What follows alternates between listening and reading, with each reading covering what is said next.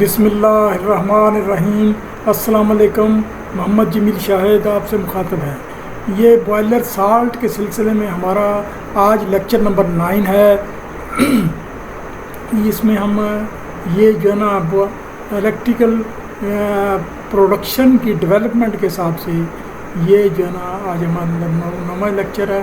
تو آج ہم آپ سے بتائیں گے مختلف موضوعات پر۔ پچھلی دفعہ جو ونڈ ٹربائن کے متعلق آپ سے بات کی تھی تو مجھے بعد میں احساس ہوا کہ یہ 8ویں لیکچر میں کہ احساس ہوا کہ کچھ موضوع کم رہ گیا ہے، تو چلے میں نے کہا دوبارہ بدل لیتے ہیں۔ تو بہت سارے لوگ کہیں گے کہ یہ ہمیں کیا سکھایا جا رہا ہے۔ میں اس پر بات کروں۔ ہمارا مقصد یہ ہے کہ آپ کو بوائلر ہاؤس انجینئر کی بجائے پاور ہاؤس انجینئر بنایا جائے، کیونکہ گورنمنٹ بھی یہی چاہتی ہے اور وہ بوائلر آفس بھی یہی چاہتا ہے، اور آپ کی نوکری کا اگلا تقاضا بھی یہی ہے۔ بہتر نوکری کے لیے تقاضا بھی یہی ہے کہ آپ پاور ہاؤس انجینئر بنیں۔ تو یہ ہم ونڈ ٹربائن کا دوبارہ بات کرتے ہیں۔ ونڈ ٹربائن کی تو ونڈ ٹربائن یہ جو بجلی حاصل کرنے کا ایک آسان طریقہ ہے۔ یہاں میں کچھ مطالعہ کرتا ہوں جو میں نے نوٹ لکھا ہے، تو یہ اس نوٹ میں جو باتیں وہ جو ہے نا سمجھانے والی ہوں گی وہاں میں رک جاؤں گا، وہاں رک کر میں سمجھاؤں گا۔ تو یہ بجلی کی کم خرچ پیداوار ونڈ ٹربائن کا بڑا عمل دخل ہے۔ کئی علاقوں میں سارا سال کم یا زیادہ رفتار سے ہوا چلتی رہتی ہے، لہٰذا ونڈ ٹربائن سے بجلی بنانا بہت مفید رہتا ہے۔ اس سسٹم پولوشن بالکل نہیں، صرف ان پرندوں کا ضیاع ہوتا ہے جو رینج میں آ جاتے ہیں۔ صدیوں سے ہالینڈ، لکسمبرگ، ڈنمارک میں ونڈ ٹربائن سے آبپاشی کا کام لیا جا رہا ہے۔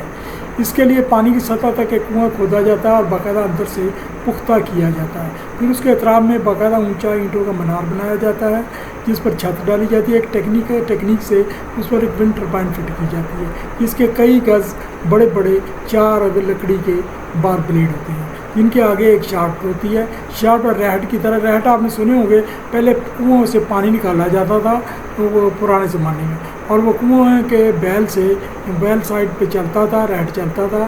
ریہٹ کے اندر ایک شافٹ کے اوپر ایک وہ ویل کے اوپر وہ بنی ہوتی تھی چھوٹی چھوٹی ڈرمیاں سی، یعنی ٹینکیاں سی بنی ہوتی تھی، یعنی ٹین کا جو ڈبہ ہوتا ہے نا اس کے سائز سے تھوڑی چھوٹی، تو وہ اسپیشل بنواتے تھے کسی کاریگر سے۔ تو وہ جو ہے نا ان کا یہ لمبا سارا بیلٹ نیچے تک جاتی تھی اور وہ پانی کو بھر لاتی تھی۔ جب وہ اوپر لاتی رہتی تھی تو وہ بیل چلتا رہتا تھا، اوپر لاتی رہتی تھی، تو وہ اس سے یہ ہوتا تھا کہ پانی وہاں سے آ کر ایک وہ جو ہے نا ہپر میں گرتا تھا، بڑے سارے ہپر میں، تو ہپر سے پھر فلو کرتا وہ آگے چلا جاتا تھا، آگے نالے میں چلا جاتا تھا، نالے سے متعلقہ کھیت کو دیتی ہے۔ تو یہ بھی وہی اسی سلسلہ ہے، اس میں بھی وہی یہ سلسلہ چلتا ہے، لیکن شافٹ کو جس طریقے سے پرانے زمانے کنویں سے گھمایا جاتا تھا، اس میں کنویں سے نہیں گھمایا جاتا تھا، بلکہ تیز ہوا خود بخود بلیڈوں سے اس کو گھماتی رہتی ہے۔ تو بلیڈوں چلتی رہتی ہے، وہ ہوا کا دباؤ زیادہ ہوتا ہے تو وہ اتنی پاور ہوتی ہے تو اس کو چلاتی رہتی ہے۔ اب سپیڈ کی کمی بیشی ہو سکتی ہے، سپیڈ کی جب کمی بیشی ہوتی ہے تو وہ سپیڈ کے ساتھ ڈائریکشن ہوا کی بھی تھوڑی بہت بدل جاتی ہے، تو وہ اس کی ڈیزائن ایسے کیا جاتا ہے کہ وہ ایک خاص طریقے سے پوری کی پوری ٹربائن گھوم جاتی ہے اور گھوم کر وہ اس کو چلاتی رہتی ہے، سسٹم کو چلاتی رہتی ہے اور سسٹم ڈسٹرب نہیں ہوتا۔ یہ پانی کیونکہ یہ مسلسل چلتا رہتا، رات دن چلتا رہتا ہے اور کسی وقت بھی نہیں رکتا، تو اس وجہ سے یہ پانی اس طرح سے کھیتوں کو نہیں لگایا جا سکتا۔ اس کے لیے آگے ایک تالاب بنایا جاتا ہے، پانی ایک تالاب میں اکٹھا کیا جاتا ہے اور وہ اکٹھا ہوتا رہتا ہے، کافی سارا اکٹھا ہو جاتا ہے، تو وہ دن کے وقت یا کسی اور وقت وہاں سے پانی وہ کھیتوں کو لگا دیا جاتا ہے۔ یہ طریقہ ڈنمارک، ہالینڈ اور لکسمبرگ میں چلتا ہے، باقی آپ یہ خود پڑھ لیں۔ تو ابھی یہ جو ہے نا بجلی بنانے کے لیے 3 بلیڈوں والی ونڈ ٹربائنیں بنا لی گئی ہیں جو مستقل کم و بیش سپیڈ پر چلتی رہتی ہیں۔ اس کے لیے ایسے علاقے کا انتخاب ہے جہاں مسلسل ہوا چلتی رہتی ہے۔ ٹربائنیں کموٹیٹر کے ذریعے ڈی سی بجلی بناتی ہیں، یعنی وہ ایک بڑا سارا پیڈسٹل سا ہوتا ہے، پیڈسٹل سے ایک گیئر سے شافٹ نیچے آتی ہے، نیچے ایک جنریٹر ہوتا ہے، یہ جنریٹر ڈی سی کے ذریعے بجلی بناتے ہیں کموٹیٹر کے ذریعے۔ کموٹیٹر میں نے آپ کو بتایا تھا کہ کموٹیٹر میں ڈی سی سپلائی بنتی ہے، وہ اس ڈائریکشن چینج کر دی جاتی ہے اور وہ ڈی سی. پھر مختلف الیکٹریکل فلٹروں یا الیکٹریکل فلٹر سے مطلب یہ ہے الیکٹریکل اسپیشل فلٹر ہوتے ہیں کہ وولٹیج کو بیلنس کرتے ہیں، اس لیے انہیں کانسٹنٹ وولٹیج والی ڈی سی میں تبدیل کیا جاتا ہے. ایک طریقہ مختلف بیٹری سیکنڈری بیٹری چارج کرتے رہنا ہے. تو اس طرح سے وہ جو ہے ایک طریقہ یہی ہے کہ وہ سیکنڈری بیٹری کو چارج کیا جاتا ہے ڈی سی سے. بعد میں تھائرسٹر سے اس سپلائی کو تھائرسٹر جو ہے وہ آپ کو پتہ ریکٹیفائر اے سی کو ڈی سی میں تبدیل کرتا ہے اور تھائرسٹر جو ہے ڈی سی کو اے سی میں تبدیل کرتا ہے. اسپیشل قسم کا وہ ایک ڈیوائس ہے، الیکٹریکل ڈیوائس ہے. اسٹیپ اپ ٹرانسفارمر سے ریکوائرڈ وولٹیج میں تبدیل کر لیا جاتا ہے، اسٹیپ اپ کر کے ریکوائرڈ وولٹیج تبدیل کر کے آگے ٹرانسفر کر دیا جاتا ہے اور ملک کی سنکرونزم کرے ملک کی سپلائی کو فیڈر دے دیا جاتا ہے. ہالینڈ، لکسمبرگ، ڈنمارک میں ابھی بھی ایسے ٹربائنوں کے اریکشن سے بہت کمار ہے. ایک تو دوسرے ملکوں میں وہ ہالینڈ، لکسمبرگ اور ڈنمارک ایسے ٹربائنیں اریکٹ کر کے دے رہے ہیں، اپنے ملک میں وہ بنواتے ہیں وہ ورک شاپوں میں اور پھر وہ وہاں جا کر سفر کرتے ہیں. اس کے علاوہ ان کے ملک میں بذات خود کتنی میرے خیال میں 90% سے زیادہ بجلی ان ٹربائنوں سے پیدا کی جا رہی ہے. اور ابھی انہوں نے سمندر کے اندر ٹربائنیں لگا لی ہیں 300 میگا واٹ کی. تو سمندر کے اندر وہ بہت بڑے بلیڈ کی ہیں اور وہ چھوٹا سا ایک ایسے جزیرہ ہے وہ سب بنا کر لگا رہی ہیں. آپ کے نالج کے لیے افریقہ کا ایک چھوٹا سا ملک ہے جبوتی، ٹربائن کی بجلی سے خود مستفید ہو چکا ہے. جبوتی جو ہے نا یہ بحر العظم کے کنارے پر ایک چھوٹا سا ملک ہے تو یہ دوسرے ملکوں کی آماج گاہی ہے. کئی ملکوں نے اپنے وہاں اسٹیشن بنا رکھے ہیں تاکہ یہ جس طرح سے یہ برطانیہ کسی زمانے میں بنائے تھے جبرالٹر اور عدن وغیرہ اس طرح مختلف لوگوں نے بنا رکھے ہیں. اس میں چائنا بھی ہے شامل ہے، برطانیہ بھی ہے، رشیا بھی ہے، امریکہ بھی ہے. بہرحال یہ جو ہے نا جبوتی نے اپنی بجلی بنا لی ہے تو 70% بجلی وہ ونڈ ٹربائن سے پیدا کر رہا ہے. شاید کچھ بجلی وہ ایکسپورٹ بھی کر رہا ہے یعنی دوسرے ملکوں کو بھی دے رہا ہے. تو یہ اگر یہ ونڈ ٹربائن ساحل پر لگائی جائے اور وہ ساحل کی نم آلودہ ہوا دی جائے تو شدید نمی کی وجہ سے اس میں وہ جو ہے نا نمی والی ہوا بھاری ہوتی ہے، اس میں ڈینسٹی زیادہ ہوتی ہے، اس وجہ سے اس میں انرجی بھی زیادہ ہوتی ہے اور وہ جو ہے نا آپ کو کافی بجلی پیدا کر سکتی ہے. برطانیہ نے اپنے ساحل پر بہت ساری ٹربائنیں لگا لی ہیں اور بہت ساری بجلی پیدا کر رہے ہیں ونڈ ٹربائن سے. تو کئی ملکوں نے چھوٹے چھوٹے سمندر کے اندر جزیرے بنا لی جہاں سمندر گہرائی نہیں ہے، زیادہ نہیں ہے، وہاں ان جزیروں پر ونڈ ٹربائنیں لگا لی ہیں جو 50 میگا واٹ. ونڈ ٹربائنوں پر بھی ایک ریسرچ جاری ہے کہ کیونکہ ہمیں تو اے سی سپلائی چاہیے ہوتی ہے تو اے سی سپلائی میں فریکوینسی سنکرونزم کو کنٹرول کرنا اہم ہوتا ہے. اس میں مشکل تو ہے لیکن الیکٹرو مکینیکل گورنر ٹربائن کے بلیڈوں کا اینگل بدل کر دے، تیز ہوا چلتی ہوئی ہوا کو کافی ہوا کو ویسٹ کر دے اور ٹربائن کی سپیڈ کم ہے. یہ ابھی تجرباتی مراحل میں ہے، کہیں کہیں یہ اس پر کام بھی ہو چکا ہے اور ابھی یہ جو ہے کئی ملکوں میں وہ پرانا طریقہ چل رہا ہے. بہرحال اس میں ہوتا یہ ہے ہم بات کر رہے تھے کہ الیکٹرو مکینیکل گورنر ٹربائنوں کے بلیڈوں کا اینگل بدلتا رہتا ہے. اس سے تیز چلتی ہوا کافی ہوا کو ویسٹ کر دیا جاتا ہے، ٹربائن کی سپیڈ کانسٹنٹ رہتی ہے. تو قریبی ٹربائنوں کے ساتھ بھی ایسا ہی ہوتا ہے، اس لیے 50 ہرٹز کی سپلائی مہیا کرتی ہے اور پھر لائن وولٹیج میں مستقل ایکسائٹیشن ڈی سی بھی ہر ٹربائن میں مستقل وولٹیج کی مہیا کی جاتی ہے. سب ٹربائنوں کے بلیڈوں کے مین روٹیشن اینگل روٹر اسٹیٹر کے ساتھ بالکل ایک جیسے رکھے جاتے ہیں. یہ ونڈ ٹربائنیں چلتے ہی سنکرونس میں آ جاتے ہیں. آئیے یہ ذرا ڈرائنگ میں دیکھتے ہیں کیسے یہ موو رہا ہے. یہ ایک 3 ٹربائنیں ہیں کٹھی چل رہی ہیں. تو اب آپ دیکھ رہے ہیں کہ یہ اس کے بلیڈز ہیں، یہ بلیڈز ہیں، یہ بلیڈ ہے. تو یہ آپ دیکھ رہے ہیں کہ یہ جو اینگل ہے اس لائن کے ساتھ ایکسس کے ساتھ یہ زیرو اینگل بنا رہا ہے. اس کا بھی زیرو اینگل بنا رہا ہے، اس کا بھی زیرو اینگل بنا رہا ہے، اس کا بھی زیرو، اس کا وہ یہاں سے 120 ہے، یہ 120 ہے، یہ 120 ہے، یعنی ٹوٹل 360 ہے. یہ اینگل بنا رہے ہیں. اب ایک تو اینگل یہ ہوا. دوسرا یہ کہ یہ آپ نے یہ گھروں کے سیلنگ فین کو دیکھا ہوگا. سیلنگ فین جب بند ہو تو آپ اس کو دیکھیں کہ بلیڈ تھوڑے تھوڑے ٹیڑھے کیے گئے ہوتے ہیں، ترچھے سے ٹیڑھے کیے گئے. یہ جو ہے نا یہ اس لیے ٹیڑھے کیے گئے ہوتے ہیں کہ یہ زیادہ سے زیادہ اوپر سے ہوا لے اور نیچے سے زیادہ ہوا پھیلا کر دیں. یہ بڑے ایک وہ جو ہے نا کیلکولیشن سے ڈیزائن کیے جاتے ہیں. اسی طرح سے یہ جو ہے نا اگر ہم بلیڈ کے اینگل کو بدل دیں ایک خاص اینگل پر تو ہم ہوا کی مقدار زیادہ لے سکتے ہیں, اور اگر وہ اینگل کم کر دیں تو ہوا کی مقدار کم ملے گی.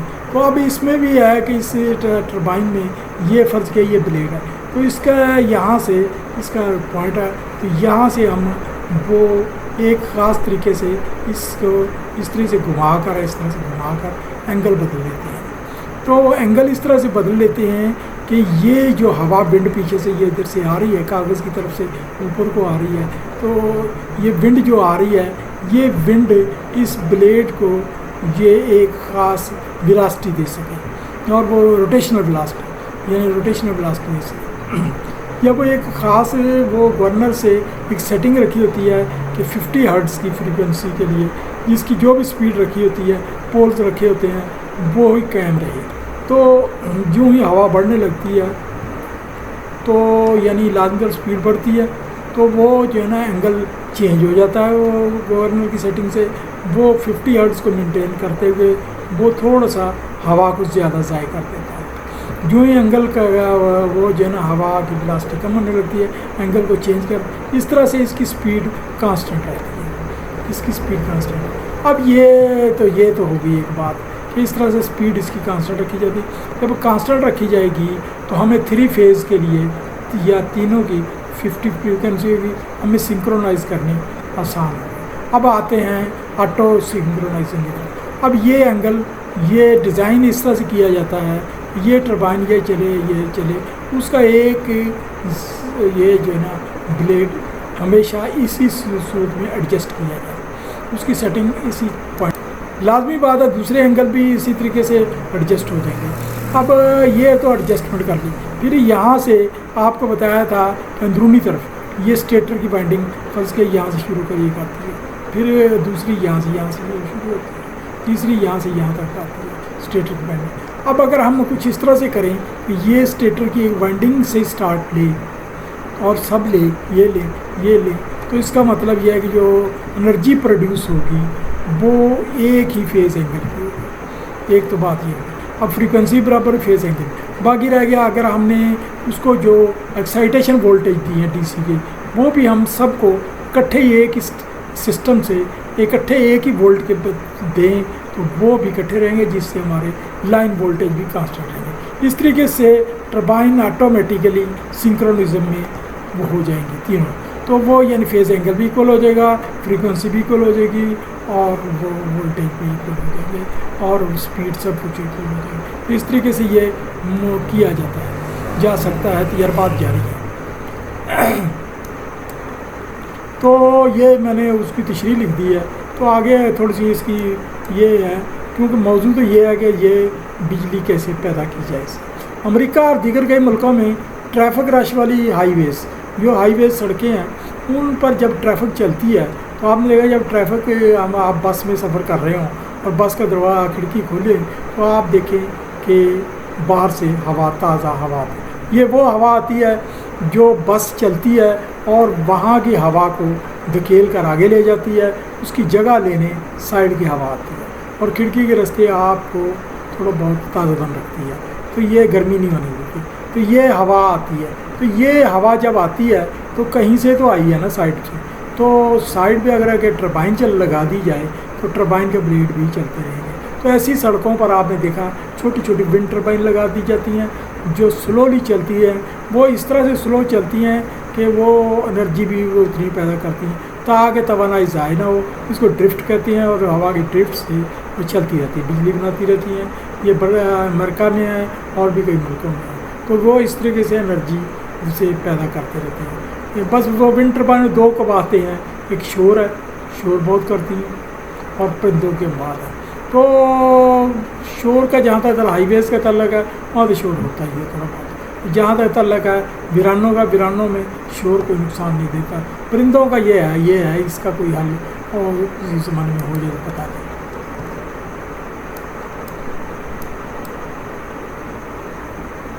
مجھ سے بہت سارے لوگوں نے اپنے بوائلر کے دوستوں نے سوال کیا اور یہ ہمارا موضوع بھی بنتا ہے کہ یہ نیوکلر انرجی سے اسٹیم کیسے پیدا کرتے ہیں.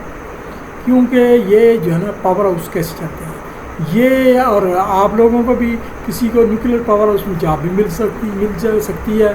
تو کیونکہ ابھی تک تو نیوکلیر پاور ہاؤس نے اپنے آپ کو بوائلر کی رجسٹریشن سے ایگزمپٹڈ رکھا ہوا ہے، لیکن اس کے باوجود بھی مجھے پورا لاز کا نہیں پتہ وہ رجسٹریشن ہوتی بھی ہوگی. تو بہرحال وہ علیحدہ موضوع ہے. تو نیوکلیر انرجی سے اسٹیم کیسے بناتے ہیں؟ وہ نیوکلیر انرجی سے اسٹیم ہی بناتے ہیں. اسٹیم سے اسی طرح سے بجلی پاور ہاؤس چلاتے ہیں جیسے ہمارا تھرمل پاور ہاؤس چلتا ہے اور وہ ٹربائن چلتی رہتی ہے. تو آئیے ہم ڈسکس کرتے ہیں. پہلے جتنے انرجی کے ذرائع ڈسکس کیے گئے ان میں زیادہ تر کی ابتدائی پیداوار لاگت کے مقابلے میں روزانہ پیداواری صلاحیت بہت کم ہے. یعنی وہ لاگت کافی آتی ہے اور پیداواری صلاحیت کم ہے. لیکن جو ہے ڈیم ہے ہائیڈل پاور ہے ان کی لاگت تو زیادہ آتی ہے اور وقت بھی زیادہ لگتا ہے. تو لیکن وہ 500 میگا واٹ کی بجلی، لیکن وہ پولیوشن سے پاک ہوتی ہے، لیکن کم سے کم بھی 5 سال لگ جاتے ہیں بڑے بڑے ڈیم پر. تو پھر اس کے علاوہ اب آپ کو بھی پتہ ہے کہ وہ ایک سیاسی مسئلہ بھی بن جاتا ہے، بہت ساری آبادی اٹھانی پڑتی ہے. آپ کو یاد ہے کہ وہ 3 گورجز شاید یاد نہ ہو، 3 گورجز ڈیم بنانے پر چائنا کو 35 لاکھ آبادی اٹھانی پڑی. یعنی یہ جو آبادی اٹھائی جاتی ہے یہ وہ ایسا نہیں ہوتا جیسے دیگر آبادی اٹھا لے گی. ان کے جو گھر، قبرستان اور سب کچھ پانی کے نیچے آ جانا ہوتا ہے. تو یہ اس کا مطلب یہ ہے کہ ان کے ایک تہذیب کو آپ ختم کر دیتے ہیں. تو یہ بہت بڑا المیہ، اس پر ہنگامے بھی ہوتے ہیں، فسادات بھی ہوتے ہیں اور بہت کچھ ہوتا ہے. ابھی تک گورنمنٹ تربیلا کے جو ہے نا اٹھائی ہوئی آبادی کو صحیح طریقے سے سیٹل ڈاؤن نہیں کر سکے. اور یہی بڑا مسئلہ کالا باغ ڈیم کے ساتھ بھی ہے. وہاں بھی بہت آبادی اٹھانی پڑنی ہے، 80 سے زیادہ دیہات اٹھانے ہیں، وہاں اٹھانے پڑنے، اور وہ بھی اس کا بھی ایک پرابلم آئے گا. تو یہ یعنی اس کے ساتھ علاوہ یہ ایک اور پرابلم ہے کہ وہ جو جب جھیل بنے گی تو وہ علاقہ وہ کیا کہتے ہیں سالٹ مائن کا ہے، نمک کی کانوں کا علاقہ ہے. تو وہاں پانی میں نمک بھی زیادہ ہو جائے گا اور وہ آگے فصلوں کو متاثر کر سکتا ہے، آگے پانی کو متاثر کر سکتا ہے. یہ بھی ایک بات. اس کے علاوہ دیگر جو ہے نا سیاسی مسائل وہ آپ علم میں ہیں. تو جس پر یہاں بحث کرنے بیکار ہے کیوں سیاسی بات کرتے ہیں. یہ یہاں میں بات کر رہا ہوں ٹیکنالوجی، انجینئرنگ اسکل اور بہت کچھ چاہیے. تو دیگر تھرمل پاور ہاؤسز ابتدائی خرچہ اگلا فیول کاسٹ پر کر جہاں تک تھرمل پاور ہاؤسز ہے وہ بہت کاسٹ مانگتے ہیں اور پھر مسلسل فیول مانگتے ہیں، اور فیول مانگنے سے یہ ہوتا ہے ہماری بجلی کی پیداوار بند ہو جاتی ہے. تو صرف نیوکلیر پاور ہاؤس ہی ابتدائی رننگ کاسٹ میں زیادہ تر بجلی مہیا کرنے سے مانتے ہیں. نیوکلیر پاور ہاؤس پر جتنا خرچہ آتا ہے اس سے کہیں زیادہ بجلی ملتی ہے. اور یہ جو ہے نا اس کی یعنی کسی حد تک سمجھو کہ یہ بجلی ہائیڈل پاور ڈیم کی سے سستی ہی پڑتی ہے. تو یہی وجہ ہے کہ یہ کئی ملک جو ہے نا نیوکلیر پاور سے بجلی بنا رہے ہیں. آپ کو پتہ ہے کہ ہانگ کانگ ایک شہر ہی ہے اور ہانگ کانگ کے پاس نہ وہ گیس ہے اپنی، نہ وہ تیل ہے اپنا، نہ ہی کوئلہ ہے اپنا. تو وہ اتنا بڑا انڈسٹریل ہے. اسی طرح سے وہ سنگاپور بھی ہے، اس کے ساتھ بھی ایسی کسی مسائل ہے کہ یہ سب نیوکلیر پاور سے بجلی بنا رہے ہیں. تو جو ہے نا وہ نیوکلیر انرجی سے. اسی طرح جاپان ہے جو بجلی کی بہت زیادہ پیداوار کرتا ہے اور کھپت کرتا ہے، وہ بھی نیوکلیر سے، اس کی 90% زیادہ بجلی نیوکلیر سے بن رہی ہے. کچھ اس کی کوئلے سے بھی بن رہی ہے، جو کوئلے کے پاور ہاؤس ہیں وہاں ونڈ سے بھی بن رہی ہے اور دیگر ذرائع سے بھی بن رہی ہے، سولر سے بھی بن رہی ہے. لیکن میکسیمم بجلی کی پیداوار اس کی نیوکلیر انرجی سے اتنی زیادہ بجلی بنا کر وہ چلاتے ہیں. تو یہاں سے یعنی یہ ہے کہ نیوکلیر میں بڑا پرابلم یہ ہے کہ یہ اتنی کوئک انرجی دیتا ہے کہ اس کو سنبھالنا مشکل ہو جاتا ہے، اور وہ نہ سنبھالنے کی وجہ سے اس پلانٹ کی ایفیشنسی بھی معلوم نہیں کی جا سکتی، کیونکہ ہمیں ڈیلیبریٹلی جان بوجھ کر کافی ساری توانائی ضائع کرنا پڑتی ہے تاکہ ہمارا ریئیکٹر کا ٹیمپریچر کنٹرول رہے. تو اسی طرح فرانس بھی 98% بجلی شاید پیدا کر رہا ہے، اور وہ جاپان بھی پیدا کر رہا ہے، یہ وہ ان ملکوں کا ہے، ٹھیک۔ تو وہ جو ہے نا پاکستان میں بھی وہ جو ہے چائنا پاور ہاؤس دینے کو ہے، لیکن پاکستان میں وہ بہت اعتراضات کیے جا رہے ہیں، خاص طور امریکہ، اور یہ وہ اعتراضات کچھ اس قسم کے ہیں کہ جی پاکستان میں ایک ایکسپرٹائز نہیں ہے، مہارت نہیں ہے، یہ اناڑی لوگ ہیں، یہ حادثات کریں گے، ریکٹر پھٹتے رہیں گے، اور دنیا میں وہ کیا کہتے ہیں ریڈیو ایکٹیویٹی پھیلتی جائے گی، اس وجہ سے پاکستان تھرمل ہی لگا لے۔ تھرمل اب کہاں سے لائے اتنا کوئلہ، کہاں سے لائے اتنا تیل، کہاں سے لائے اتنا گیس؟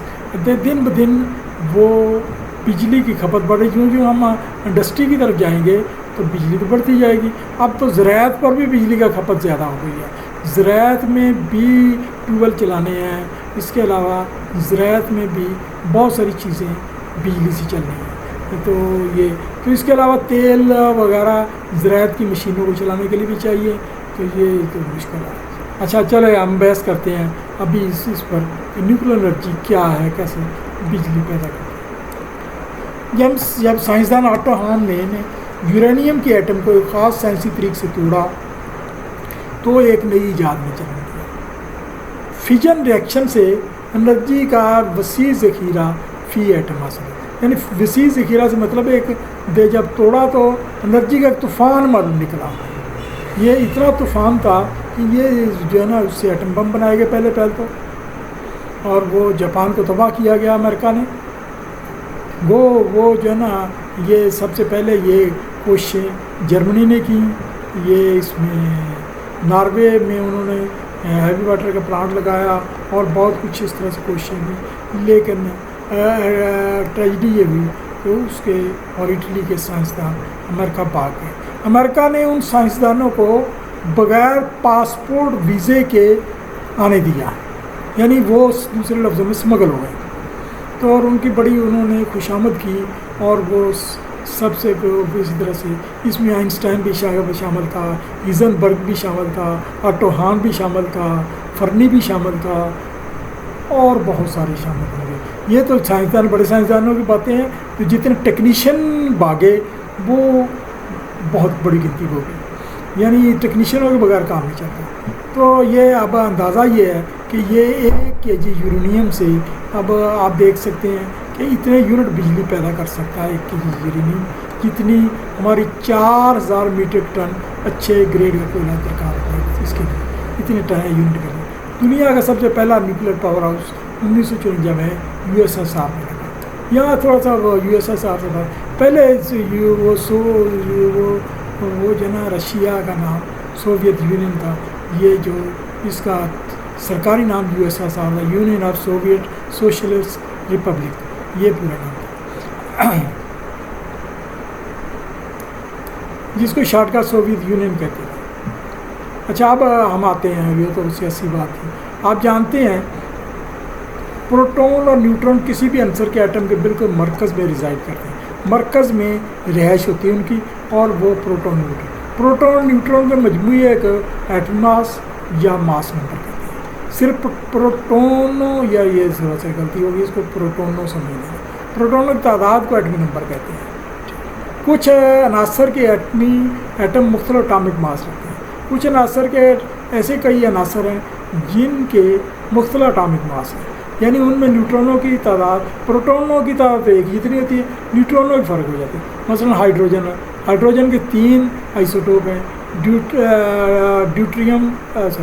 پروٹیم، ڈیوٹریم اور ٹریٹیم، یعنی ایک میں کوئی نیوٹرون نہیں ہوتا، ڈیوٹریم میں 2 ہوتے ہیں اور ٹریٹیم میں 3 ہوتے ہیں، اور آئرن کے 2 ہوتے ہیں، فیرس اور فیرک، کاپر کے بھی، کاپر کیوپرک ہوتا ہے، لیڈ کے پلمبر اور پلمبک کا اور پلمبس ہوتا ہے، فاسفورس کے وہ فاسفورک اور فاسفورس ہوتا ہے۔ اس طرح یورینیم کے بھی ہوتے ہیں، یورینیم 235، یورینیم 238، یورینیم 236، یہ تو مختلف اٹامک ماس رکھنے والے عناصر کی یہ خصوصیت آئسوٹوپ کہلاتی ہے۔ کسی عنصر کے مختلف آئسوٹوپس کے ایٹمی ماسوں کے درمیان خفیف سا وزن، جو وزن میں تبدیلی آ جاتی ہے تو اس کو ماس ڈیفیکٹ کہتے ہیں۔ پروٹونوں کے نیوٹرونوں کے نیوکلس میں اکٹھا ہونے سے جو انرجی خارج ہوتی ہے وہ بائنڈنگ انرجی ہوتی ہے، یہ دراصل فطرت نے اپنے کچھ انرجی لگا کر اس کو وہ جوڑا ہوتا ہے، ان کو وہ نیوکلس کو بنایا ہوتا ہے۔ جب یہ نیوکلس ٹوٹتا ہے تو انرجی، وہ جو انرجی خارج ہوتی ہے، وہ انرجی خارج ہوتی ہے جو اس کے اندر قید ہوتی ہے۔ تو یہ جو جتنی زیادہ بائنڈنگ انرجی ہوگی اتنا نیوکلس پائیدار ہوگا، لیکن یہ پائیدار 60 سے 100 کے درمیان میں ایٹمی ماس رکھنے والے عناصر کے یہ زیادہ پائیدار ہے، ان کو توڑنا انتہائی مشکل بلکہ ناممکن ہے، ٹھیک، اور ضرورت بھی کوئی نہیں ہے یہ جو ہے نا۔ لیکن یہ جو 60 سے زیادہ 100 سے زیادہ کے ہیں ان میں بائنڈنگ انرجی زیادہ ہونے کی وجہ سے زیادہ ناپائیدار ہوتی ہے۔ نیوکلس ٹوٹنے کے بعد وہ ہلکے پائیدار عناصر میں تبدیل ہو جاتے ہیں۔ ایسے موقع پر ایک یا زائد نیوٹرون خارج ہوتے ہیں اور وسیع توانائی مقدار توانائی، جبکہ پہلے کافی انرجی خرچ کرتے۔ یہ یورینیم پر مثال ہے یورینیم، جب یورینیم پر بات ہو رہی ہے، پلوٹونیم تیار ہو رہی ہے، تھوریم تیار ہو رہی ہے، اور وہ ہے یہ کیونکہ یہ مجھے آپ کو سمجھانا بھی مشکل ہے، مجھے خود سمجھنا مشکل ہے اور آپ کو بھی سمجھانا مشکل ہے، تو پھر بھی یہ بیکار آپ کے لیے اتنی کوئی کارآمد باتیں نہیں ہیں۔ اس کے لیے جس کو ریسرچ کرنی ہے وہ لٹریچر دستیاب ہے، تو وہ پہلے تو وہ بڑا مشکل ہوتا ہے۔ نیوکلیر فیجن، یہ جو ہے نا سب سے پہلے جو ہے نا ایٹامک ریئیکٹر میں نیوکلیر فیجن ہی ہوتا ہے۔ سائنسدان آٹو ہان نے 1939 میں یورینیم کے عنصر پر نیوٹرونوں کی بمبارڈمنٹ کی۔ یہ نیوٹرون حاصل کیے اور نیوٹرونوں کو کسی طریقے سے ہائی ویلاسٹی سے، ویری ہائی ویلاسٹی سے اس کو یورینیم 235 پر بمبارڈمنٹ کی۔ جب بمبارڈمنٹ کی تو اس نے اس کو توڑ دیا اور بیریم اور کرپٹون میں توڑ دیا، یعنی بیریم اور کرپٹون دو عناصر حاصل ہوئے۔ اس کے ساتھ ہی اس ایک ایٹم سے 2 نیوٹرون خارج ہوئے اور ساتھ ہی بہت وسیع مقدار میں ہیٹ بھی خارج ہوئی۔ یہی ہیٹ ہمارے کام کی ہے۔ اور پھر اس کے علاوہ کچھ اور ریئیکشن بھی ہوئے جو یورینیم 238 236 وغیرہ بھی ٹوٹے، تو ان سے کوئی ریڈیو ایکٹیویٹی بھی خارج ہوئی۔ یہ ریئیکشن اتنا اسپونٹینیس تھا، یعنی اتنا کوئک تھا، جو سیکنڈ کے 1000ویں حصے میں ہو گیا۔ تو یہ اس سے انرجی، یہ بنیادی ریئیکشن ہے، یہ لکھا ہے، یعنی پہلے میں یہ بیان کیا، یہ یورینیم 235 ہے، یہاں یورینیم کا یہ اٹامک ماس ہے، یہ اٹامک نمبر ہے، تو اس کے ساتھ یہ ایک نیوٹرون بمبارڈ کر رہا ہے، یعنی اس کا اٹامک نمبر 0 ہے اور اٹامک ماس 1 ہے۔ تو یہ اس نے آپ کو بیریم میں تبدیل کر دیا توڑ کے، 111 اٹامک ماس ہوا، 56 اس کا نمبر تھا۔ پھر دوسرا کرپٹون حاصل ہوا، 144 اٹامک ماس تھا، 56 نمبر تھا۔ تو یہ ساتھ ہی 2 زائد نیوٹرون، اس کو اگر آپ جمع کریں تو تقریباً اس کے سارا کیلکولیشن پوری ہو جاتی ہے۔ 2 نیوٹرون حاصل ہوئے، 2 نیوٹرون حاصل ہوئے اور ساتھ ہیٹ انرجی حاصل ہوئی۔ یہ نیوٹرون کہاں گئے؟ کہیں نہیں گئے، یہ نیوٹرونوں نے دیگر یورینیم کے ایٹموں پر بمباری کی، ہر ایک نے ایک وہ اس کو سلیکٹ کر لیا۔ جب ایک سلیکٹ کر لیا اور اس نے کوئکنیس میں وہ اپنا پھر ایک اس طرح سے سلیکٹ کر لیا، 2 نیوٹرون خارج ہو، پھر اس طرح سے، تو یہ انرجی کا طوفان نکلتا ہے۔ وہ جو اتنی جلدی اتنا ہیٹ پیدا ہوئی کہ وہ خارج ہونی مشکل ہو گئی اور وہ کنٹرول سے باہر ہو گئی۔ یہ بنیادی طور پر مین مساوات یہی بنتی ہے۔ اس کے علاوہ یورینیم کے دیگر آئسوٹوپ بھی ٹوٹتے ہیں اور الفا بیٹا گیما ریز حاصل ہوتے ہیں۔ میں نے آپ کو بتایا تھا کہ الفا بیٹا گیما ریز کیا ہے۔ اس میں یہ گیما ریز کے جو ہے نا فوٹون ہوتے ہیں، یہ بہت باریک ہوتی ہیں ذرات اور وہ گزر جاتی ہیں، یہ زیادہ مہلک ہوتی ہیں۔ تو یہ اتنے کم مہلک ہوتی ہیں، ہوتی ساری تینوں مہلک ہیں۔ ریڈیو ایکٹیویٹی شعاعیں بھی خارج ہوتی ہیں، یہ ہماری جسم میں آئونائزیشن کرتی ہیں اور بہت خرابی پیدا کرتی ہیں۔ ٹمپریچر اگر کنٹرول نہیں کیا جائے تو وہ 1,00,000 ڈگری سینٹی گریڈ تک جا سکتا ہے۔ ریئیکٹر میں اگر ٹمپریچر کنٹرول نہ کرے تو 1,00,000 ڈگری سینٹی گریڈ جا سکتا ہے، یعنی ریئیکشن بھی تقریباً اتنے ٹمپریچر سے ہی ہوتا ہے۔ تو یہ ریئیکشن ایک اسپیشل لیزر ٹارچ سے کیا جاتا ہے۔ کوئی ایک چھوٹی سی کھڑکی رکھی جاتی ہے، کھڑکی سے وہ یورینیم کو جو ہے نا وہ اسپارکنگ کی جاتی ہے، اگنائٹ کیا جاتا ہے اور وہ پھر وہاں سے الیکٹران دوسری یورینیم کی طرف چل پڑتے ہیں۔ ایک سائڈ پر کریٹیکل ماس رکھا جاتا ہے اور وہ وہاں سے دوسری طرف کو چل پڑتے ہیں۔ درمیان میں ایک شیلڈ بیریئر ہوتا ہے جس کو وہ راڈ کہتے ہیں، کنٹرول راڈ۔ یہ عام طور پر لیڈ کیڈمیم وغیرہ سے تیار کیے جاتے ہیں اور یہ ریئیکشن کو کنٹرول کرتے ہیں. جب یہ رستے میں رکاوٹ بنتے ہیں تو کچھ زائدہ نیوٹرونوں کو جذب کر لیتے ہیں اور ریئیکشن کو روکتے ہیں اور کچھ کو جانے دیتے ہیں تاکہ ریئیکشن آپ کے قابو میں رہے. تو اگر بالکل ڈاؤن کر دیں گے تو آپ کا ریئیکٹر ٹوٹل شٹ ڈاؤن ہو جائے گا. اگر اس کو ڈاؤن نہیں کرتے آپ کرتے ہیں کنٹرول روم سے، کنٹرول روم آپریٹر اس کو اپ ڈاؤن کرتا رہتا ہے. تو یہ کرٹیکل ماس آپ بتاتے ہیں. کرٹیکل ماس ایٹمی ریئیکشن شروع کرنے کے لیے خاص وزن کم از کم درکار ہوتا ہے، خاص وزن کی مقدار درکار ہوتی ہے. تو اس سے کم پر یہ ریئیکشن نہیں ہو سکتا. یہ کہ ابھی مجھے نہیں علم، یہ بھی ایک ٹیکنیکل راز ہے کہ ہر کو کوئی دوسرے کو بتاتا نہیں ہے کرٹیکل ماس کا وزن کیا ہوتا ہے. بہرحال یہ وہ جو ہے بڑے بڑے سائنسدانوں کو علم ہوگا، میرے علم میں نہیں ہے. تو ورنہ ریئیکشن نہیں ہو سکتا. ریئیکشن مٹیریل کو ریئیکٹر میں مخصوص اسپیشل طریقے رکھ کر لیزر ٹارچ سے شروع یا اگنائٹ کرایا جائے. ٹارچ 1,00,000 سینٹی گریڈ تک ٹیمپریچر میں ہے، کم و بیش ہو سکتا ہے تو کم ہو، لیکن یہ ریئیکشن سٹارٹ کرتا ہے. یہ جو ہے نا ریئیکٹر میں ایک مرتبہ یورینیم چارج ہوتی رہتی ہے، شاید یہ 6 ماہ تک چلتی ہے. 6 ماہ بعد ریئیکٹر بند کر کے نہیں چلتی ہے. ریئیکٹر میں دوسرے جو ہے نا یہ چھوٹے چھوٹے سے کھانے سے بنے ہوتے ہیں، یعنی جس طرح سے کھڈے ہوتے ہیں گھروں میں، دیہاتی لوگ گھروں میں، وہ پرانے لوگ اس کو آلے کہتے تھے. آلے یعنی یہ جیسے وہ جو ہے نا دیوار کے اندر چھوٹے چھوٹے مورے سے بنے تھے. تو وہ ان میں کچھ اور مٹیریل بھی رکھ لیتے ہیں، جیسے آیوڈین ہوتی ہے اور وہ کیا کہتے ہیں یہ کوبالٹ ہوتا ہے، اور بھی کئی مٹیریل ہیں رکھ لیتے ہیں. اور ان کے اسپیشل ریڈیو آئسوٹوپ تیار ہو جاتے ہیں. یہ آئسوٹوپ جو ہے نا وہ جو اسپیشل تیار ہوتے ہیں وہ ریئیکٹر بند ہونے پر نکال لیے جاتے ہیں بڑے احتیاط سے. یہ وہ جو ہے نا ہمارا اٹامک انرجی کمیشن کو مہیا کیے جاتے ہیں. اور یہ ہسپتالوں میں یہ کینسر کے لوگوں کے لیے وہ جو کی جاتی ہے گیما ریز، جس کو کیمو تھراپی کہتے ہیں، وہ اس میں استعمال ہوتے ہیں. یہ جو ہے نا یہ بڑی وہ کئی ریڈیو آئسوٹوپ، اس کے علاوہ بھی ریڈیو آئسوٹوپ کے کوئی استعمالات ہیں. وہ مختلف ریسرچ میں استعمال ہوتے ہیں، مختلف ڈیٹیکشن میں استعمال ہوتے ہیں، فصلوں کی پیداوار بڑھانے کے لیے استعمال ہوتے ہیں، نئے بیجوں کی پیداوار کے لیے استعمال ہوتے ہیں، مختلف بیماریوں کی ڈیٹیکشن کے لیے استعمال ہوتے ہیں، اور بہت کچھ ہے. وہ موضوع ہم بدل جائیں گے اور موضوع غلط ہو جائے گا. اچھا ابھی آتے ہیں ریئیکٹر.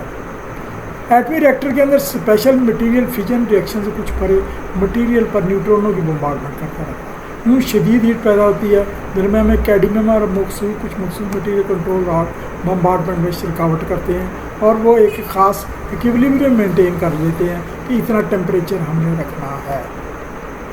یہ بھی ٹیمپریچر بھی تقریباً 70-80 ہزار تک ہوتا ہے ڈگری سی تک. راڈ نیچے کرنے سے ریئیکشن سلو ہو جاتا ہے، اوپر کرنے تیز ہوتا ہے، مکمل نیچے کرنے سے شٹ ڈاؤن ہوتا ہے. تو اس میں ایک ماڈریٹر جھومتا رہتا ہے. یہ ماڈریٹر ایک فلوئڈ ہوتا ہے جو عام طور پر ہیوی واٹر ہوتا ہے. اب سوال پیدا ہوتا ہے ہیوی واٹر کیا ہے؟ یہ آپ کی نالج کے لیے بتائیں کہ آپ لوگ ہیوی واٹر اور ہارڈ واٹر میں فرق محسوس کریں. ہیوی واٹر وہ ہوتا ہے کہ جو ہائیڈروجن کے دوسرے آئسوٹوپ ہیں، ڈیوٹریم اور ٹریٹیم، ان سے جو وہ آکسیجن سے ریئیکشن سے جو پانی تیار کیا جاتا ہے وہ ہیوی واٹر ہوتا ہے. کافی مہنگا پانی بنتا ہے وہ. اور جو دیگر پانی ہوتا ہے سادہ پانی ہوتا ہے، وہ پلوٹیم سے تیار ہوتا ہے، یعنی جس میں کوئی نیوٹرون نہیں ہوتا. تو یہ اسی طرح سے یہ ایک تو یہ ہے ہیوی واٹر.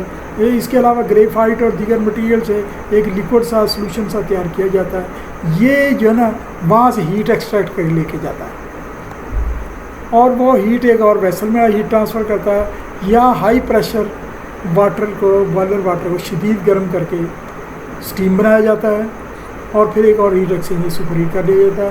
یہ پھر آگے بوائلر کے یہ طریقے سے آگے جو ہے نا سپلائی ہوتا ہے. سرکولیشن، یہ بوائلر لازمی طور پر بوائلر نہیں ہوتے، ونس تھرو بوائلر ہوتے ہیں.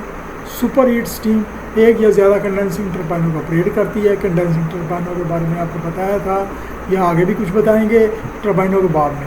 کیونکہ اسٹیم جو ہے ویکیوم بنایا جاتا ہے. یہ ویکیوم سے وہ اس میں کے لیے کولنگ ٹاور کی بھی ضرورت ہوتی ہے، اور ویسے بھی کولنگ ٹاور وہ نیوکلیر پاور ہاؤس پر بہت ہی ضروری ہے. ریئیکٹر کی ہیٹ سب کچھ کے باوجود یہ ریئیکٹر میں انٹرنل کور سٹیل کی ہوتی ہے، اس کے بعد اس میں کنکریٹ کی ایک چینل بنائی جاتی ہے، موٹی طے فٹوں کے حساب سے موٹی طے بنائی جاتی ہے۔ موٹی طے کے درمیان میں پھر ایک چینل ہوتا ہے، وہاں کولنگ واٹر سرکولیٹ ہوتا ہے، کولنگ واٹر سرکولیٹ ہو کر اس کو کول کرتا ہے، اس کے بعد پھر کنکریٹ کی موٹی طے ہوتی ہے۔ اس طریقے سے یہ وہ جو ہے نا کولنگ واٹر اس کی ہیٹ لے جاتا ہے، ویسٹ کرتا ہے کولنگ ٹاور میں، تاکہ وہ ٹمپریچر کنٹرول میں رہے۔ کتنے یہ جو ہے نا اس کا جو راڈ کے نیچے اوپر کرنے سے ٹمپریچر ہزاروں کے حساب سے کم و بیش ہوتا ہے، تو یہ اس وجہ سے راڈ اتنا فائن کنٹرول نہیں کرتے۔ اچھا، تو ابھی آپ کو تھوڑی سی ہم ڈرائنگیں ڈسکس کر لیتے ہیں، پھر وہ یہ دیکھیں، یہ ہے یورینیم 235۔ یہ 235 کی ایک بمبارڈمنٹ میں سیزیم اور روبیڈیم پیدا ہوئی اور یہ دو نیوٹرون خارج ہوئے، تو یہ نیوٹرون نے یہ ایک نے آگے بمبارڈ کی، تو یہ آگے وہ اگلے مرحلے میں کرے گا، اگلے ایٹم میں کرے گا۔ یہ بھی یورینیم ہے 235 ہے، یہ جو ہے نا وہ 238 میں تھے وہ چینج کیا، اور وہ یہ اس نے 2 نیوٹرون خارج کیے اور ایک یہ نیوٹرون خارج ہو رہا، یہ کرپٹون اور بیریم حاصل ہوئی، تو یہ اس طرح سے آگے بمباری کرے گا۔ یہ ایک ڈرائنگ ہے، یہ میں نے انٹرنیٹ سے حاصل کی۔ یہ آگے یہ ہمارا یہ ایک ڈرائنگ ہے، یہ ایک ریئیکٹر کی ڈرائنگ ہے۔ ریئیکٹر میں یہ کیوٹی ہے جس کو کور کہتے ہیں، تو کور میں یہ جو ہے نا اس طریقے سے یہ مختلف جگہوں پر یورینیم شیلفوں میں رکھی ہوئی ہے، یہ وہ، اور بیچ میں یہ راڈ ہے، فیول چینل راڈ ہے، راڈ جو ہے نا ڈاؤن اپ ڈاؤن کر دیے جاتے ہیں۔ یہ وہ جو ہے نا اب وہ یہ گیس بھی والے بھی ہیں، جس میں گیس سرکولیٹ کرتی ہے اور یہ سرکولیٹ آگے جا کر وہ ہیٹ ایکسچینج کر کے آئی۔ یہ عام طور پر پہلے جب بنائے گئے تھے تو سوڈیم لیکوڈ سوڈیم یوز کی گئی، لیکوڈ گریفائٹ بھی یوز کیا، لیکوڈ وہ یوز کیا گیا، وہ لیکوڈ سوڈیم میں بتا رہا تھا یوز کی جاتی تھی۔ یہ آپ ڈرائنگ کو دیکھ لیں کہ یہ فیول کی چینل ہے، یہ جو ہے نا وہ وہاں سے اخراج ہو رہا ہے، تو یہ گیسی طریقہ بھی ہے، لیکوڈ والا طریقہ بھی ہے جس میں ہیوی واٹر یوز ہوتا ہے۔ ابھی وہ اس کے ساتھ اکانومی دیکھی جاتی ہے، سستا کون سا طریقہ رہے گا اور ڈیوریبل رہے گا اور اس کے علاوہ مسائل میں کھڑے کرے گا، وہ ایک الگ ریسرچ ہے۔ جو لوگ کام کرتے ہیں اٹامک ریئیکٹر پر وہ بہتر جانتے ہیں۔ یہ ریئیکٹر ان کے ساتھ ہی ایک بریڈر ریئیکٹر بنا دیے گئے ہیں۔ یہ ریئیکٹر اور ری پروسیسنگ پلانٹ یورینیم کے دوسرے آئسوٹوپ سے مفید یورینیم فیول تیار کرتا ہے۔ یہ جو ہے نا فیول جو ختم ہو جاتا ہے، کرپٹون اور وہ بیریم اور اس قسم سیزیم وغیرہ حاصل ہو جاتے ہیں، تو یہ وہ آئندہ کے لیے بیکار ہو جاتے ہیں، وہ کوئی اور کاموں میں استعمال ہو سکتی چیزیں لیکن پھر تو یہ بریڈر ریئیکٹر جو ہے یہ جو تھوریم اور مختلف جو ہے پلوٹونیم وغیرہ سے مفید یورینیم فیول تیار کرتے ہیں، اور تیار کر کے بریڈر ریئیکٹر آپ کو تازہ فیول دیتے ہیں۔ یہ تو تھا یہ ریئیکٹر کا کام، تو آگے ہم سٹیم بناتے ہیں، وہ آگے بات کرتے ہیں۔ آگے ایک اور انرجی کا ذریعہ ہے، اس پر ڈسکس کر لیتے ہیں، لیکن اس پر کسی قسم کا ریئیکٹر کس پوری دنیا میں نہیں چل رہا۔ یہ بھی طوفانی توانائی کا اصول ذریعہ۔ اگر ہائیڈروجن کو اب بات کرتے ہیں، ہائیڈروجن کو کے 2 ایٹموں کو 1,00,000 ڈگری سینٹی گریڈ کے ٹمپریچر سے ہائیڈروجن کے 2 ایٹموں فیوز کیا جاتا ہے۔ ہائیڈروجن 2 ایٹموں کا جب فیوز کرتے ہیں تو مزید وہ حاصل ہوتے ہیں، وہ کیا کہتے ہیں، ذرات جو فردر یا فیوژن کا کام کرتے ہیں، اور ہائیڈروجن آہستہ آہستہ ہیلیم میں تبدیل ہوتی ہے۔ تبادلے میں ہیلیم وہ حاصل ہوتی ہے اور 10 لاکھ کے قریب ٹیمپریچر حاصل ہوتا ہے۔ یہ بیسیکلی طریقہ ہائیڈروجن بم کا ہے۔ اس کو سٹارٹ جو ہے نا نیوکلیئر فیوژن چھوٹے بم سے، کرٹیکل ماس والے بم سے سٹارٹ کیا جاتا ہے، اور پھر یہ توانائی 10 لاکھ ٹیمپریچر، یہ دنیا کی تباہی کا ایک طریقہ ہے۔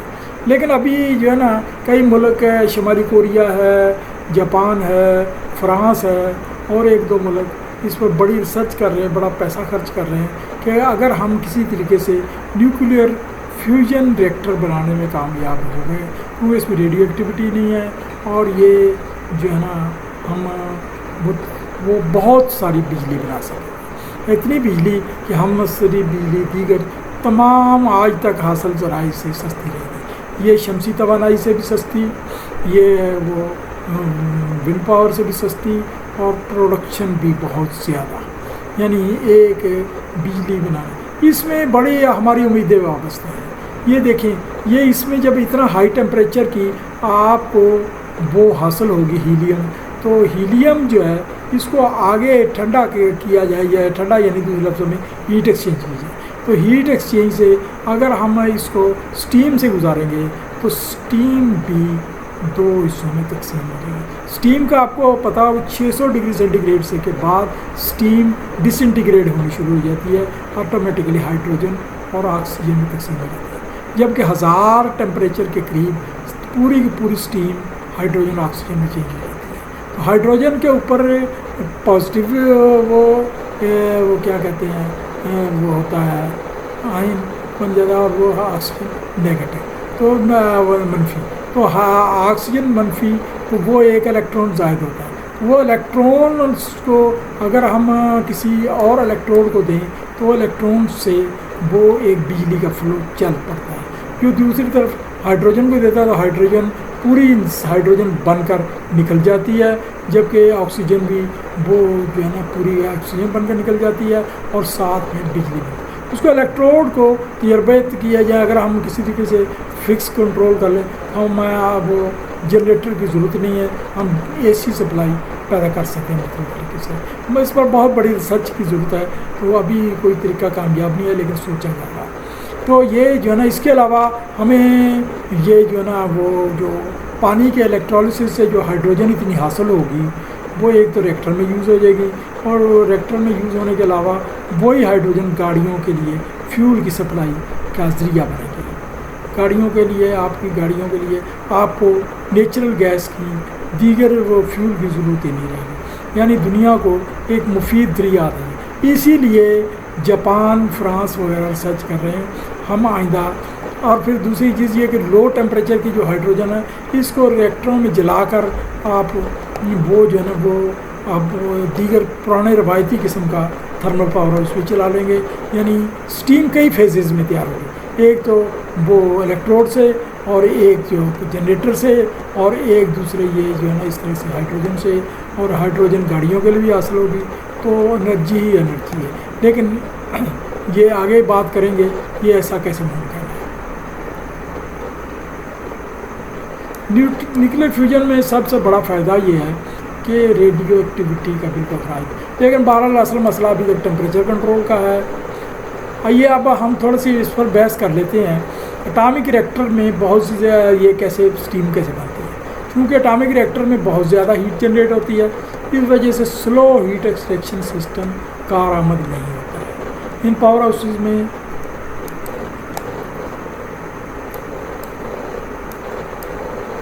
ونس تھرو بوائلر سسٹم سے اسٹیم بنائی جاتی ہے، جس کا پریشر 3206 PSI سے زائد اور ٹیمپریچر 705.6، یعنی اتنے ٹیمپریچر پریشر پر پانی کو جب پریشر دیا جاتا ہے اور اتنا ٹیمپریچر دیا جاتا ہے تو ڈائریکٹلی وہ ڈینسٹی چینج کیے بغیر اسٹیم بن جاتا ہے. اتنا ٹیمپریچر اور پھر اتنا پریشر پر 212 kg پر اسکوائر سینٹی میٹر تقریباً بنتا ہے. تو لہٰذا الٹرا پیور بوائلر واٹر، کیونکہ اس کا پھر بلو ڈاؤن نہیں کیا جا سکتا، ہمیں الٹرا پیور واٹر یوز کرنا پڑتا ہے. تو اسے زائد کے ریئیکٹر کے بالکل باہر کی ٹیوبن کوائل کی صورت میں فیڈ کیا جاتا ہے. یعنی ریئیکٹروں کے کئی فیزز ہیں. یہ تو آپ کو سادہ سی بات بتائی تھی، لیکن ایکچوئل نہیں ہوتا. ایکچوئل یہ ہوتا ہے کہ یہ پانی ابھی ریئیکٹر کے ارد گرد ہی گھومتا ہے، سرکولیٹ ہوتا ہے کئی فیزز میں. ایک فیز میں پہلے اسٹیم بنتی ہے، پھر دوسرے فیز میں وہ بنتی ہے، پھر تیسرے سپر ہیٹڈ اسٹیم بنتی ہے. یہ جو ہے نا وہ جو ہے نا وہ سمجھانا مشکل ہے، بہرحال تیار کی ہے. یہ پانی ریئیکٹر کی ہیٹ ملنے پر ٹرانزیشن پوائنٹ پر اسٹیم میں تبدیل ہو جاتا ہے. پہلے پانی کا اتنا پریشر ہوتا ہے، یہ ٹیمپریچر تو بعد میں ملتا ہے، تو یہ خود بخود وہ اسٹیم میں چینج ہو جاتا ہے. اس کے لیے وہ جو ہے نا آپ کو ونس تھرو بوائلر کی اسٹڈی کرنی پڑے گی. وہ ونس تھرو بوائلر کے تحت آپ کو ایک فلیش ٹینک بنانا پڑتا ہے، اور وہ شٹ ڈاؤن کی صورت میں اس کو بھی ہینڈل کرنا ہوتا ہے، ادروائز دھماکہ ہو سکتا ہے. یہ وہیں اسٹیم پہ اسے کریٹیکل ٹیمپریچر اسٹیم کہتے ہیں. ریئیکٹر کے گرد ایک سے زائد بوائلروں کی ایسی ٹیوبیں لگائی جا سکتی ہیں. اس کے علاوہ کولنگ ٹاور سے آمدہ کولنگ واٹر کی ٹیوبیں بھی سرکولیشن کی لگائی جاتی ہیں. وہ آخری کولنگ کرتا ہے تاکہ ریئیکٹر ٹھنڈا رہے اور ہیٹ ٹرانسفر کم سے کم فضا میں کریں. لیکن کولنگ ٹاور سرکولیشن میں فلو کو کم رکھتے ہیں. یہ صرف زائد ہیٹ کو ویسٹ کرنے کا ایک طریقہ ہے. اور اس کے علاوہ کنڈینسنگ ٹربائن آپریٹ کرنے کا طریقہ بھی کولنگ ٹاور بہت ضروری ہے. کریٹیکل ٹیمپریچر تیار شدہ اسٹیم کو سپر ہیٹر میں لے جاتے ہیں یا ماڈریٹڈ ٹیوبوں سے آمدہ ہیٹ ایکسچینج ہو کر سیچوریٹڈ اسٹیم کو سپر ہیٹ کرتے ہیں. یہ ایکسچینجرز ورک ایک چیمبر میں ہوتا ہے جہاں ایک ڈرافٹ فین گرم ہوا سے ہیٹ ایکسچینج میں آسانی کرے گا. ایک ڈرافٹ فین بھی چلتا رہتا ہے.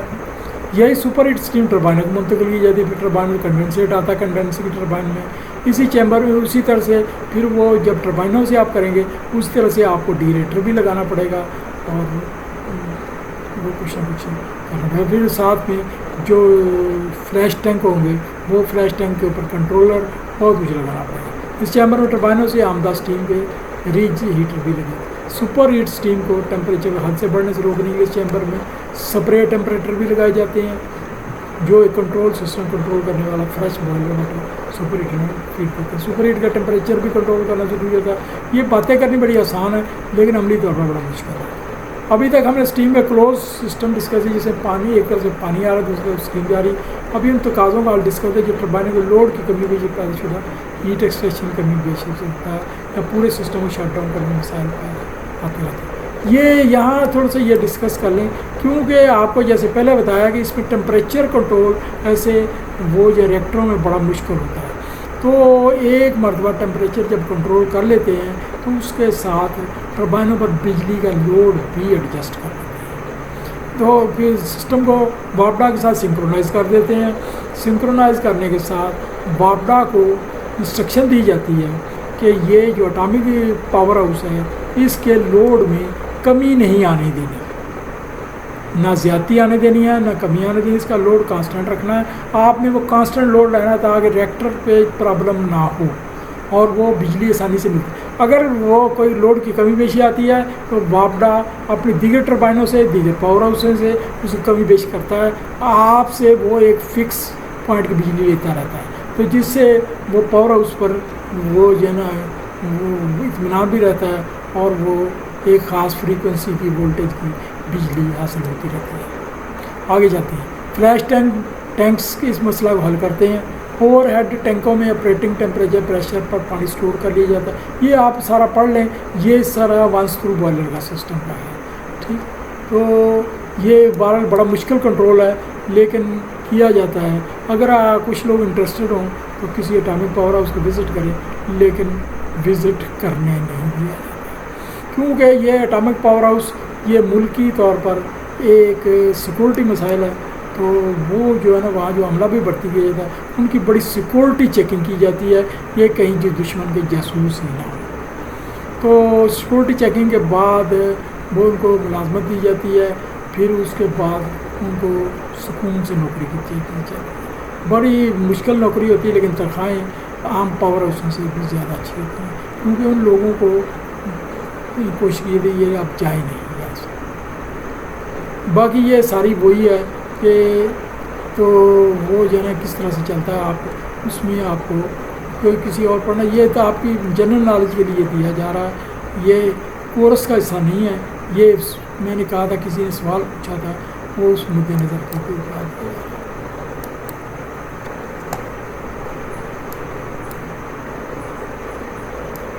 یہ ایک اٹامک پاور ہاؤس کی ڈرائنگ ہے. تو آپ ہم تھوڑی سی ڈرائنگ پر ڈسکس کریں. یہ دیکھیں یہ ریئیکٹر سے یہ وہ یورینیم سے یہ کنٹرول راڈ ہے. ایک ہی دکھایا گیا ہے. کنٹرول راڈ سے کنٹرول کیا جاتا ہے. اس طرح سے اور بھی یہاں ہوں گے یہ بھی ہوتے ہیں. تو یہ پریشر ٹیوب ہے یہ جا رہی ہے تو اس طرح اسٹیم بھی تیار ہو رہی ہے. تو کلیکٹر ہے یہ یہاں سارا سسٹم کلیکٹ ہوتا ہے. کلیکٹر سے یہ وہ وال لگے ہوئے ہیں. یہ آگے یہ ہاں وہ ڈرم میں پانی جا رہا ہے فلیش ٹینک میں اور یہ سرکولیشن ہو رہی ہے. یہ ایک سرکولیشن ہو رہی ہے یہ اور ایک سرکولیشن پمپ چل رہا ہے. تو یہاں آ کر یہاں سے सुपर हीटर स्टीम जनरेट हो रही है। ये देखने में स्टीम जो है ना ये जो जा रही है ये सुपर हीटेड नहीं है, ये ड्रम से जा रही, लेकिन ये जो है ना किसी और सिस्टम से जा रही, सिस्टम कम्प्लेक्स होता है। तो टरबाइन से चल कर कंडेंसिंग टरबाइन ये आ रही है, ये वो कंडेंसर को आ रही है, कंडेंसर से ये सिस्टम आगे वो कूलिंग टावर से अटैच है, तो कूलिंग टावर से आगे ये सिस्टम अटैच, ये आगे जनरेटर चल रहा है। ये सादा सा एक स्केच बनाया गया है, इससे आप समझ सकते हैं इस तरीके से ये सर्कुलेशन चलती है।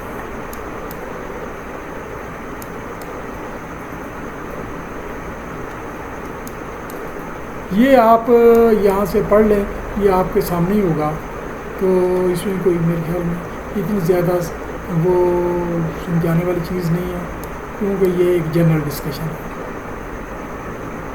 फ्लैश टैंक का वो भी आपको थोड़ा सा अंदाज़ा हो जाएगा।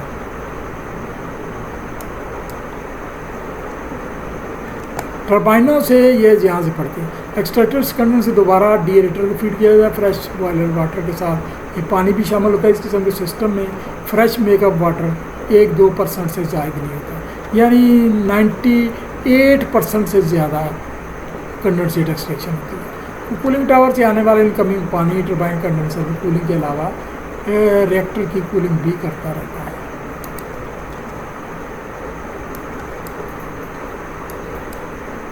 दीगर टरबाइन ऑपरेशन और इलेक्ट्रिसिटी जनरेशन पहले जिक्र शुदा है, वो इलेक्ट्रिसिटी का आपको जिक्र किया गया। अब ये हम कोयले पर थोड़ी सी बहस करते हैं, लेकिन कोयले पर वो बहस नहीं है जैसे वो अगर आपको कोयले से बिजली पैदा करने का, कोयले स्टीम पैदा करने का तरीका है तो वो बॉयलर ऑपरेशन थ्योरी किताब में पढ़ें और किताबों में मिल जाएगी। तो ये तो यहाँ सिर्फ हम कोयले से फ़ायदा बढ़ाने का तरीका बता रहे हैं।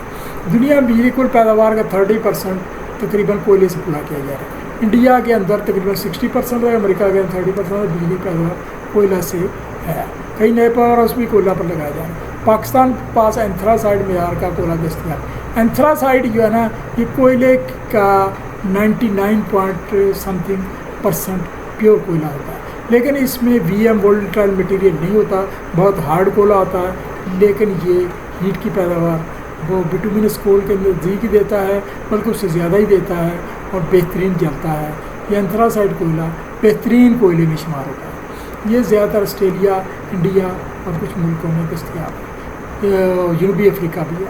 इस वजह से इस पर तवज्जो नहीं दी गई। क्या में पास कुछ अर्से बाद कुछ छोटे पावर प्लांट 5 मेगावाट छोटे कोयला पर चलाए जा रहे थे, अलबत्ते शाहदरा का पावर प्लांट भी बड़ा था, ये सब पहले कोयले पर चलाए जा रहे थे। कोयला पर बिजली पैदा करने में सबसे बड़ा एतराज़ उसकी ट्रांसपोर्टेशन स्टोरेज का पर होता है।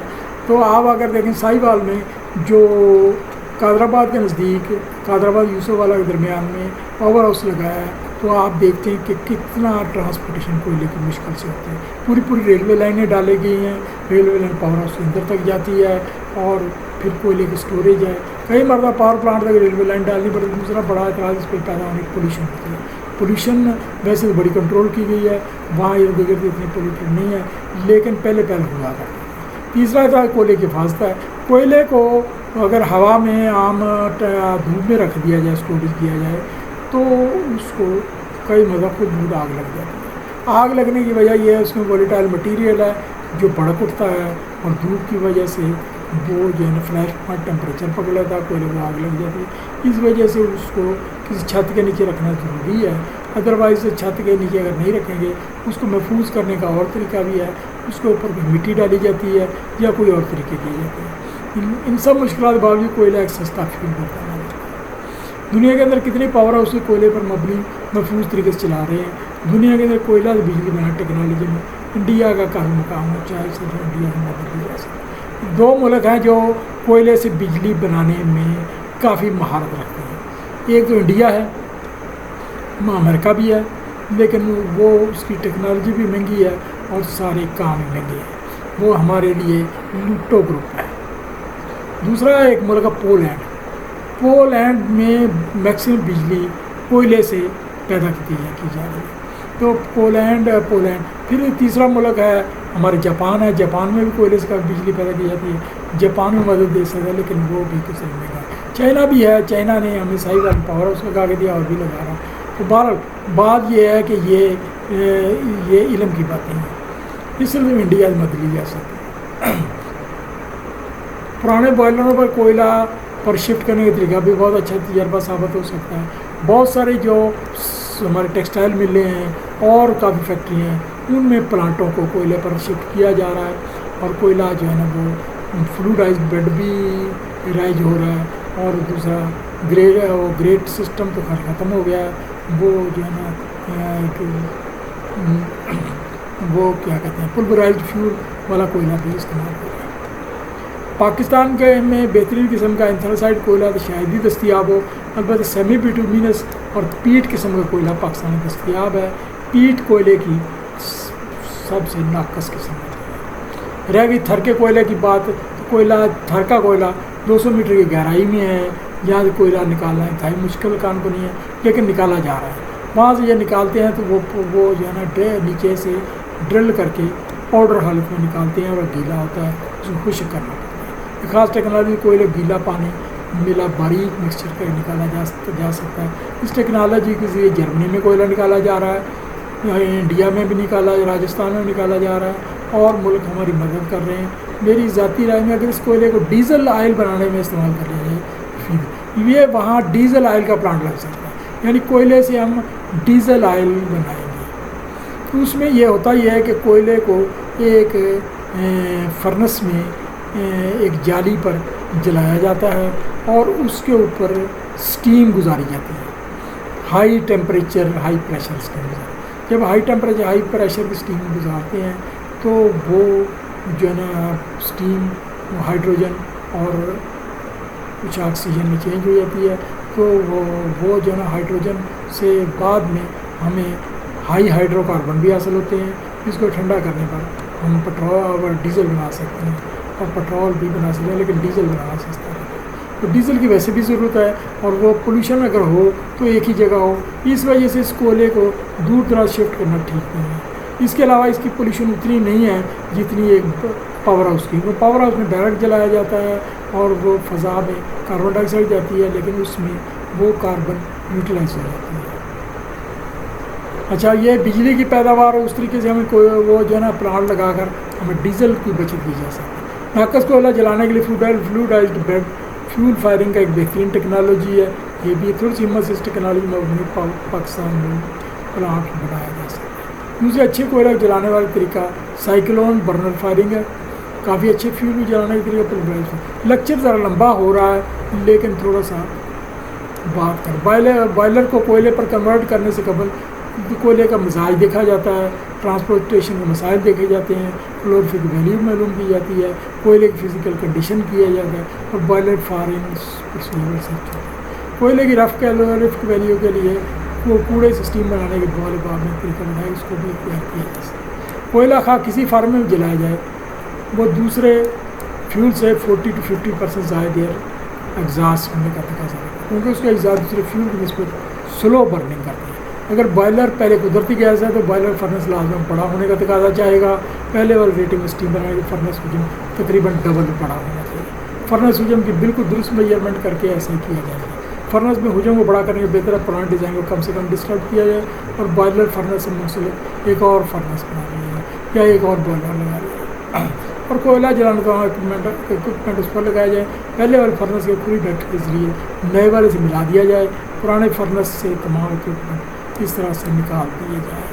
وقت جو تھوڑی تبدیلی سے دوبارہ لگائے سے کوئلے سے چلائے جانے والے بائلر فورسٹ بہایا جائے, بیلنس ڈرافٹ پر شفٹ کرنا زیادہ مفید رہتا ہے. اس کے علاوہ چمنی کے اندر انلٹ پر ای پی یعنی الیکٹروسٹیٹک ریسپریٹر بھی لگانا چاہیے, جو نہ صرف فضائی آلودگی بچاتا ہے بلکہ حاصل ہونے والے کاربن سے آپ کاربن ٹائر انڈسٹری وہ بوٹ پالج یا پھر سیمنٹ انڈسٹری میں بیچی جا سکتی. اس کے علاوہ کوئلے کی ٹرانسپورٹیشن راہ کو ٹکانے لگانے کا مسئلہ کا حل, اسٹیم پریشر کنٹرول کے نئے کنٹرولر کا ڈیزائن وغیرہ جیسے مسائل بھی ڈھونڈنے پڑے گے. یہاں ہم اگر نئے پاور ہاؤسز کو کوئلے پر مبنی لگائے جائیں تو بھی فائرنگ کا طریقہ اختیار ہے, لیکن اسٹیم بہت ہائی پریشر ٹیمپریچر والے تیار کی جا سکے تاکہ ٹربائنوں کا سائز چھوٹا رہے. یہ تھوڑی سی ڈسکشن تھی کوئلے پر. تو یہاں یہ بات یہ ہے کہ پاکستان ایسی ٹیکنالوجی کیوں نہیں اختیار کرتا. پاکستان میں دراصل نہ ہی قابلیت کی کمی ہے, نہ ہی علم کی کمی ہے.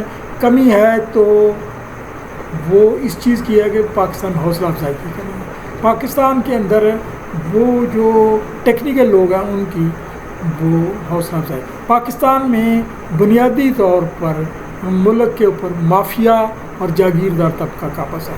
یہ دونوں طبقے ملک میں لوٹو گروپ ہیں.